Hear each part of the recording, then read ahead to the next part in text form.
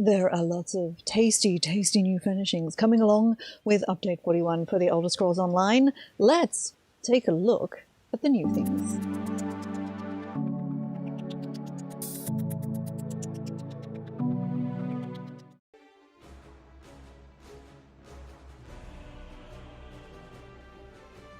Hello, it's Icy. Yes, that's right. We're back with the new furnishings for Update 31. Now, I'm going to kind of know roughly which ones are available to be crafted and which ones will likely be crown only. So I could be wrong, do take that into consideration, but we'll go through and we'll see what we've got.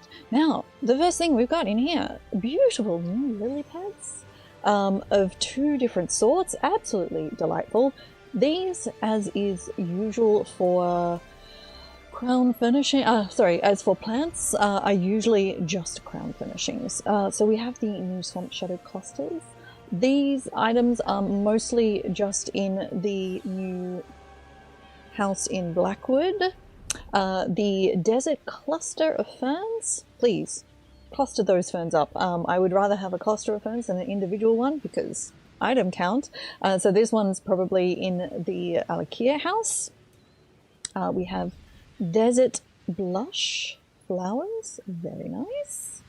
Now there's lots of trees. So we have the giant gentle weeping willow. Yes, I might need, I don't spend crowns on furnishings, rarely if ever. Maybe I'll buy a couple of trees, we'll see. And the giant swamp shadow, absolutely fantastic, really great. Then we go down to the shrubberies. So we have a number of cave lichens. These do have a subtle glow, and you do see these in the Alakia cave house, in small clumps, bigger clumps, and hanging clumps, as well as the speckled forest cluster. Not sure which house this one's hanging out in. It could be both, to be honest. It's appropriate for both of them. Then under normal trees, we have the swamp shadow tree, which is just as big, I would think, as the giant one. We have the blue quality tall gentle one, and the even bigger young gentle one, for some reason. Usually the green ones are cheaper. These trees are real big, so we don't have final crown cost price. That won't happen until it goes on to live, but you know, maybe this one, if the size doesn't change, because possibly that's a bug, that one could be an efficient way to use your crowns to get some really cool trees. So then we jump pretty much straight down to structures. There's nothing else that's new through here. This is the Q1 update, so as in previous years, a Q1 update and a Q3 update for housing is usually structural. And you farm these, if they're not crown only, like these furnishings, you farm these by doing either usually dailies, but now you'll pick these up by farming the Infinite Archive. So let's take a look at some of these ones, and look what we get. That's right, we get the uncurling bridge. So cool! So cool. Now, I have bad news. Kind of bad news, maybe bad news. Yes, all of these structural craftable furnishings require Eyes of Mora as a style item to craft them. Eyes of Mora are hard and expensive to get. You can get them from only a few places, and even right now certainly on North America PC, I'm not buying Eyes of Mora. They're really, really expensive. And I think on my character, I maybe have like 6 total. So you can get them from doing the Scrivener's Hall dungeon, and from deconstructing any gear in the Scrivener's Hall dungeon that you pick up. You can also get them from crafting gear, using the Mimic Stones in the Scrivener's Hall style, if you have that motif, and then deconstructing that. So it's a way of transforming the mimic stones into a stone of your choice. So that's an option. And I have to check this, but you can also purchase Mora's Eyes from the Infinite, the name change, the Infinite Archive for the Infinite Archive currency. So we might go check that after we've previewed this and have a look. But yeah, so those are the three, and of course you can buy them off other players through guild stores. Should you start shopping now? Maybe. If you're not interested in housing, well, thank you for watching this video, but you should start, maybe, if you're good and you can do Scrivener's Hall, you do only have to do on normal, I think. Maybe you should start saving up and selling, or just saving up your Eyes of Mora. So I think prices will go through the roof. So yeah, we have the big curling bridge. We have the small bridge that doesn't curl. We have the small curling bridge, which is curls but isn't the grid, like this one is like transparent thingy. You know what I mean. We have the stairs. Now these are really, really steep stairs, and they're also absolutely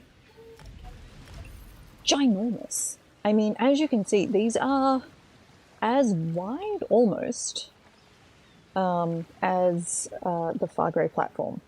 So super tall, and just push that out there a bit. Super tall and super steep. Interesting, like an interesting structural furnishing that you can possibly use for other features, paired as roof lines and things. Very cool. Actually, sure. Underneath, plain, and on the back. Ooh, interesting texture. Interesting texture. Okay, all right. Then we have under doorways. So we have book arches. Yes, please. Extremely cool. And then we have a book stack doorway in, I want to say like the shape of a lemon, maybe. We have an apocrypha door, and then we have another one with book stacks all the way around, and then another doorway. So this one is like more a stone wall with a doorway in it, as opposed to the book stacks. But man, I'm very happy with the book stacks. Okay, so then we have a really, the platforms are great. So we have the Apocrypha platform green lattice tile. And the reason I wanted to get this out was both to show you that it is pretty much the same width as the stairs, just slightly skinnier. But also, so I can show you the underside. So we have a different design on the underside, which is helpful. Now the other thing is, I think, it's actually hard to tell. I'm not sure if you can actually see the water through here, or the green floor is just doing its own thing. I mean, it's subtly moving, but I think it does appear to be moved more with the water underneath. No, hard to tell. I think the green moves of its own accord. Also, that would make a fantastic wall decoration as well, just a wall, really. Then we have the basically inset center tile, sorry. So this way up, you can see we have various star shapes, which is cool, but also I do think that setting this one into the ground to like illustrate, like basically pick out some of the designs, or into water like this, gets you a super interesting type of pool. But also on the other side, we've got a really nice design as well. So this great star shape. Once again, fantastic wall shape. I think they would be a lot of fun. So then we also have, where are we up to? Here. So one of the big floor gratings in a huge circle. I just want to see what people do with these. They're such a creative shape that I think, you know, just walls, balls. I could see somebody assembling these into a sphere, all sorts of stuff. I think people are going to get really creative as long as they have enough Eyes of Mora to be able to make them in the first place. We have this really nice corner lattice as well, which I think is great. And then we have, yeah, this lattice, what is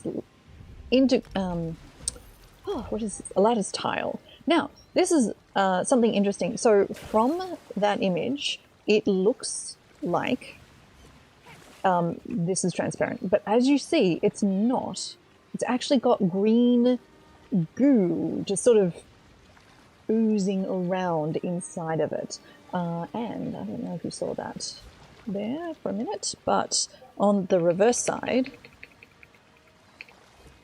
fabulous, just a plain floor, which is always extremely, extremely helpful. And of course, this will make a wonderful wall as well. So yeah, so previewing here, it appears, like in fact you can see it, it appears that this is transparent, but it's not. It's actually got goo in there, which is interesting. So, tents. So there's a number of new tents, and if you watched the previous video about the new Alakia house, you'll have seen me talk about these. So these will be crown only. So we've got a couple of new tents and canopies in a lovely design, honestly. We have a lean-to. You will have seen these floating around in Craglawn near the Way Shrine. We've got big tents, big rectangular tents in blue, and a slightly smaller one in red silk, which is, they're just lovely. I do like the tents. I like to set up like a little tent city. Really cool. I like doing that. And then we've got a little square one as well. This, I'm pretty sure there's a red one, existing red one in the game from the luxury vendor. So yeah, there are other tents floating around at the moment. Okay, let's look at the walls. So we have a number of alcoves with and without books, which are cool. Yeah, so I like the fact that there are options if you want book walls or if you want stone walls. You can have both walls. Also, really interesting reverse design on these ones as well. Great carved curly fences. These are just lovely. And we've got some of the big ones. As you explore around Apocrypha, you'll see many bridges have these on the sides, which is nice. But I actually have had an idea. Oh, we actually need another one. Okay. So I think that these would actually make fantastic walls as well. Really super tall walls, but I think walls with windows, this would be quite good. So I put two of those there. And then we spin them around and then we move them up. Now they're not quite centered. I think it's not that the wall itself is not centered, it's that the design within the wall isn't centered, but it's okay because you can actually spin it this way and you rematch it. But could you imagine like these as the walls around a platform up in the sky somewhere? And you could possibly fill in sections, you know, with the various different sorts of Apocrypha, green glass eyes and things. Or one of the big diffusing globules in the middle. It'd be really cool. Also, the curved ones, this would work just as well with. Yeah, I think these are great, and I'm gonna need a bunch. And then we have a little straight fence as well. So let's put one of these out. Just so we have a. Well, we can place two now, and that's fine. So I think that this one will also, because they're quite tall. So they're doubled and spun over. So as you can see, this one isn't centered. So you would need to work it out. But look at that. Look at that for a wall or a fence, especially if you were making sort of a vaguely druid styled house. Integrating that as a wall somewhere absolutely could be an option. So going back to walls, we have these great book walls as well, and we have a smooth side if you want to make like a floor or a platform, and the kind of the